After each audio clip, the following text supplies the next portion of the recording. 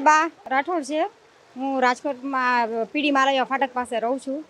અમારે સમસ્યા એવી છે કે 5 દિવસથી આ લાઇટ આવતી 5 દિવસથી આ લાઇટનું કોઈ નિકાલ નથી થતો। લાઇટવાળાને ફોન કરી છે તો ફોન વ્યસ્ત બતાડે છે। 5 દિવસથી અમારા છોકરાઓ અમે પોતે હેરાન થાય છીએ અને લાઇટવાળાને ફોન કરી છે તો ફોન લાગતા નથી અને આવે છે 5 મિનિટમાં આવીને વયા જાય ને કાંઈ કરીને જતા નથી અને પીવાના પાણી માટે પણ હેરાન છીએ, પાણીની સમસ્યામાં પણ હેરાન છીએ। પાણીની સમસ્યાનો કોઈ નિકાલ નથી તો હવે અમારે શું કરવાનું? જ્યારે તમારે મત જોતા હોય ત્યારે તો અમારી પાસે તમે 2 હાથ જોડીને આવો છો કે મત આપજો, અમે તમારા બધાય કામ કરશું। અમે જ્યારે મત માંગવા આવે છે ત્યારે અમે લોકોને કહીએ છીએ કે તમારે જ્યારે મત જોતા હોય છે ત્યારે તમે 2 હાથ જોડીને વિનંતી કરો છો તો અત્યારે 2 હાથ જોડીને વિનંતી કરવા કેમ નથી આવતા કે તમારે શું સમસ્યા છે? અમારે જ્યારે મત જોતા હોય ત્યારે તમે આવો છો તો અત્યારે તમે અમારી પરિસ્થિતિ જોવાય નથી આવતા। આ શું છે? અત્યારે અમારા વોર્ડના 4 ભાજપના કોર્પોરેટર છે પણ 4 માંથી એક પણ કોર્પોરેટર દેખાણો નથી। રમેશ ટીરારા દેખાણો।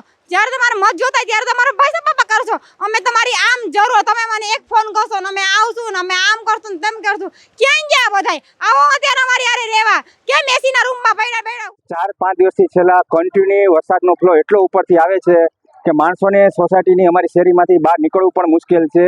નાના છોકરાઓ ઘરમાં હોય છે એની માટે દૂધ લેવા જવો, ઘરનો કોઈ સામાન લેવા જવો અને ઘરમાં બધાના જે ઝુંપડપટ્ટી અમારા એરિયામાં આવેલી છે બધાના ઘરમાં પાણી આવી ગયેલું છે અને અમારે ટોટલી સમજો કે 7 થી 8 હજાર માણસો અત્યારે તકલીફમાં છે। કન્ટિન્યુ પાણીનો ફ્લો ઉપરવાસથી સમજો રાવકીથી કે મવડીથી બધું પાણી અમારી સોસાયટીમાં જ આવે છે। તંત્ર દ્વારા જોઈને જાય છે પણ કોઈ પણ જાતનો નિકાલ કર્યો નથી હજી સુધી। આજ 5મો દિવસ છે, અમે એની કન્ડિશનમાં છીએ, ફરિયાદ કરીએ છીએ પણ કોઈ જવાબ આપતું નથી। કોઈ કોર્પોરેટર કોઈ દેખાતું નથી કોઈ સત્તાધીશો, કોર્પોરેશન મેયર, કલેક્ટર સાહેબ કોઈ અમારી પરવા કરી નથી। હવે અમારે નમ્ર વિનંતી છે જે કોઈ સાહેબ હોય આની અંદર જલ્દીથી તાત્કાલિક યુદ્ધના ધોરણે આના પગલાં લઈ। માણસો બધા હેરાન બહુ છે અને જીબીના પણ એટલા કમ્પ્લેન છે। 4 દિવસથી સતત લાઇટ નથી, એટલી કમ્પ્લેન કરીએ છીએ છતાંય કોઈ અમને જવાબ આપતું નથી।